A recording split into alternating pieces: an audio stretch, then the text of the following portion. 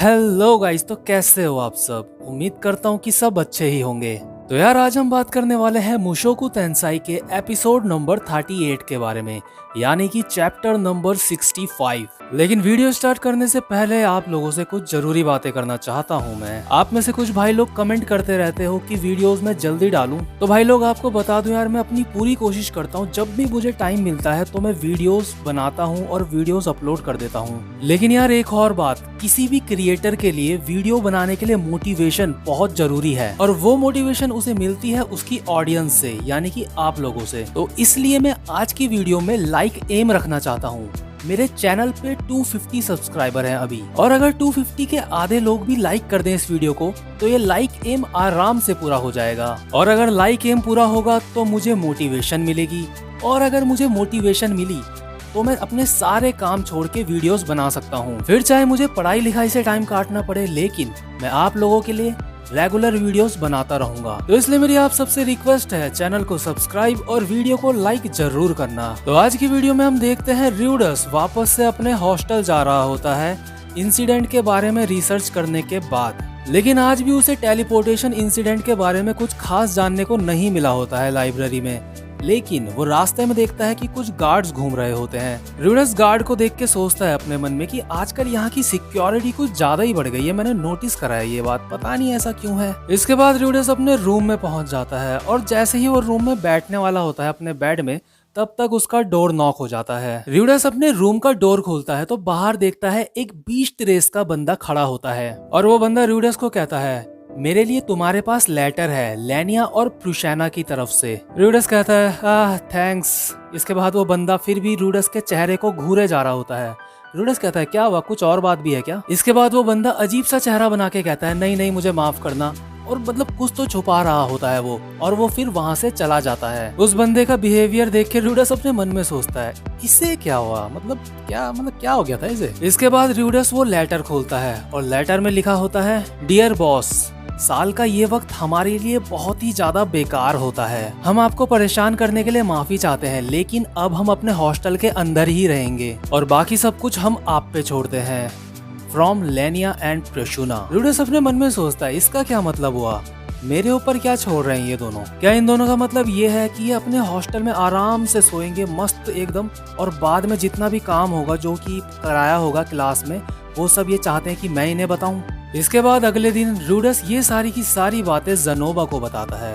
ज़नोबा कहता है ओह हाँ, मुझे लगता है कि उनका मीटिंग सीजन आने वाला है। र्यूडस के पूरे एक्सप्रेशन चेंज हो जाते हैं ये शब्द सुन के। र्यूडस कहता है क्या मीटिंग सीजन, मुझे थोड़ा खुल के बताओ। ज़नोबा कहता है मास्टर आप बहुत ज्यादा सीरियस लग रहे हो इस बात को लेके। इसके बाद ज़नोबा बताना शुरू करता है जो बीस्ट रेस के लोग होते हैं वो इस सीजन में, अपने मीटिंग सीजन में, अपने मनपसंद पार्टनर के साथ ड्यूल करते हैं, यानी कि उसके साथ फाइट करते हैं वो। लेकिन तभी बीच में ही वहाँ पे एलिना लिस और क्लिफ भी पहुंच जाते हैं। वो दोनों कहते हैं गुड मॉर्निंग, और आके सीधा र्यूडस के साथ ही बैठ जाते हैं। और हर बार की तरह एलिना लिस क्लिफ की गोद में बैठ जाती है। र्यूडस उन दोनों की तरफ से अपना ध्यान हटाते हुए ज़नोबा से पूछता है तुम्हारा मतलब क्या है ड्यूल का, वो क्या करते हैं। इसके बाद ज़नोबा र्यूडस को समझाता है कि बीस्ट रेस में ये एक रिवाज जैसा है।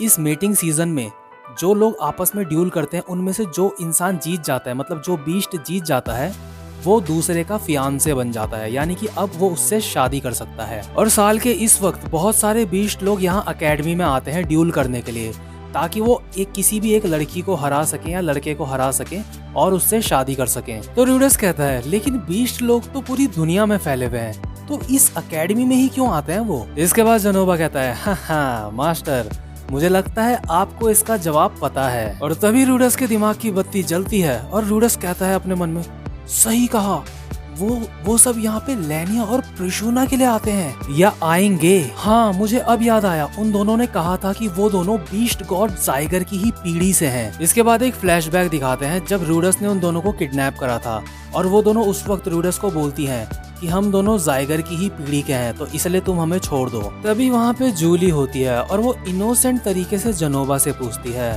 मास्टर बीस्ट गॉड मतलब क्या होता है। ज़नोबा कहता है ये एक टाइटल है जो बीस्ट रेस के सबसे स्ट्रॉन्ग इंसान को दिया जाता है, जो सबसे ऊपर होता है बीस्ट रेस में, उसे कहते हैं बीस्ट गॉड। इसके बाद जूली कहती है क्या इसका मतलब हीरो। तभी र्यूडस कहता है नहीं, इसका मतलब जो सबसे ज्यादा स्ट्रांग होता है और सबसे ज्यादा अमेजिंग इंसान होता है। और बहुत समय पहले जाइगर एक ऐसा ही शख्स था। वो सारे बीस्ट पीपुल को एक साथ लाया था ग्रेट फॉरेस्ट में और अपने लोगों और अपनी जगह की रक्षा करी थी उसने बाकी सभी रेसिस से, बाकी सभी लोगों से। इसके बाद जूली कहती है रेसिस वो क्या होती हैं?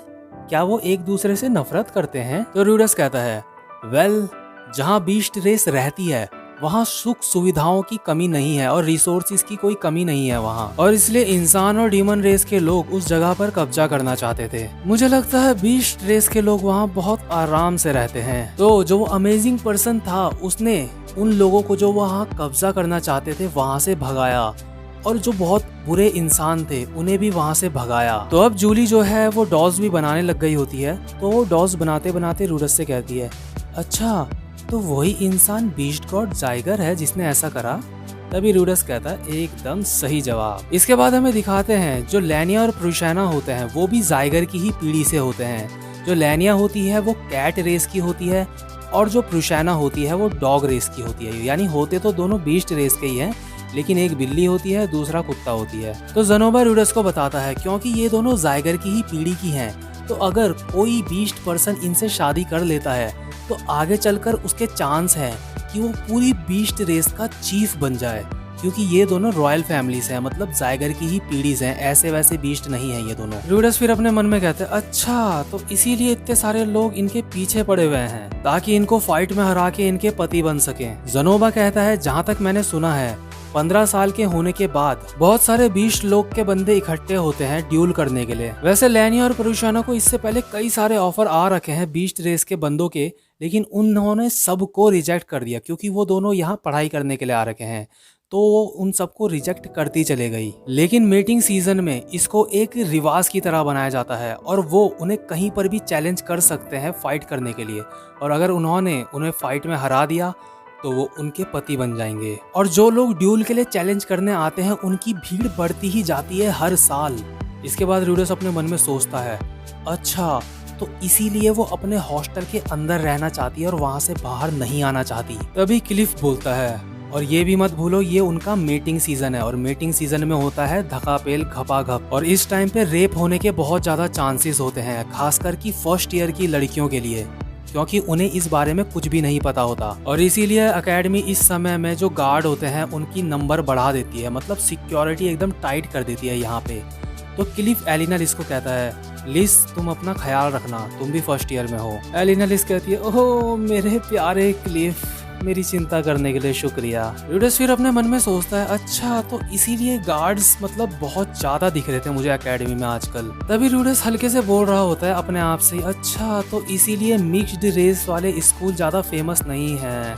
तभी एक प्रोफेसर पीछे से आती है, वो कहते हैं एब्सोल्युटली और चिल्ला के बोलती है, और र्यूडस डर जाता है। र्यूडस डरते हुए कहते हैं वो प्रोफेसर, अचानक से आ जाती है वो कहती है ये साल का बहुत ही मुसीबत भरा वक्त है, क्योंकि ये बात जिस्मों और रिवाजों की है, तो इसलिए एकेडमी इसको जज नहीं कर सकती। लेकिन फिर भी मुझे इसकी बहुत चिंता हो रही है, क्योंकि ये सिर्फ बीस्ट रेस के लोगों की ही प्रॉब्लम नहीं है। प्लीज तुम सबके सब सतर्क हो जाओ, खासकर तुम र्यूडस। र्यूडस कहता है मैं क्यों? प्रोफेसर कहती है हो सकता है तुम लैनिया और प्रुशैना के बस फ्रेंड हो, लेकिन लैनिया और प्रुशैना तुम्हें अपना बॉस मानती हैं, और इसका मतलब ये है कि अगर तुम्हें बीस्ट रेस के किसी भी इंसान ने फाइट में हरा दिया तो वो लैनिया और प्रुशैना से शादी करने का पूरा हक हासिल कर लेगा। और मुझे पूरी उम्मीद है बहुत सारे बीस्ट रेस के लोग तुम्हें चैलेंज करने के लिए यहाँ एकेडमी में आएंगे, और इसलिए तुम बिल्कुल भी लापरवाही मत करना। ये नहीं कि तुम किसी से भी जाके लड़ने लग गए, समझ गए तुम, क्योंकि अगर तुम हार गए तो तुम जानते हो क्या होगा। इसके बाद र्यूडस को याद आता है जो लैनिया और प्रुशैना ने लेटर में लिखा था। उन्होंने लिखा था कि हम सब कुछ आपके ऊपर छोड़ते हैं। र्यूडस सोचता है फिर अच्छा, तो उनका मतलब ये था, अब मैं समझा। और र्यूडस ये सोच के ये सुन के बहुत ज्यादा हैरान हो जाता है। तो गाइज आज की वीडियो यहीं पे खत्म होती है, और इस वीडियो का नेक्स्ट पार्ट मैं जल्दी ही लेके आऊंगा। और यार नेक्स्ट पार्ट बहुत ज्यादा इंटरेस्टिंग होने वाला है। नेक्स्ट पार्ट में बहुत सारे बीस्ट रेस के लोग यहाँ र्यूडस को चैलेंज करने के लिए आने वाले हैं, और उन्हीं के साथ ही साथ नीना तो यहाँ पहुँच ही चुकी है और बड़ी गाड़ी भी यहाँ पहुँच चुका है। और यार अगर आप चाहते हो कि मैं वीडियोस जल्दी जल्दी डालूं तो यार मुझे मोटिवेशन देने के लिए प्लीज जो मैंने लाइक एम रखा है 100 लाइक्स का उसे पूरा कर दो। और 250 सब्सक्राइबर होने के बाद 100 लाइक्स मांगना मुझे नहीं लगता कि मैंने कुछ ज्यादा मांग लिया है। तो गाइज उम्मीद करता हूँ कि ये आप लाइक एम पूरा कर दोगे मेरा। और अब मैं आपसे मिलता हूँ नेक्स्ट वीडियो में, तब तक के लिए गुड बाय।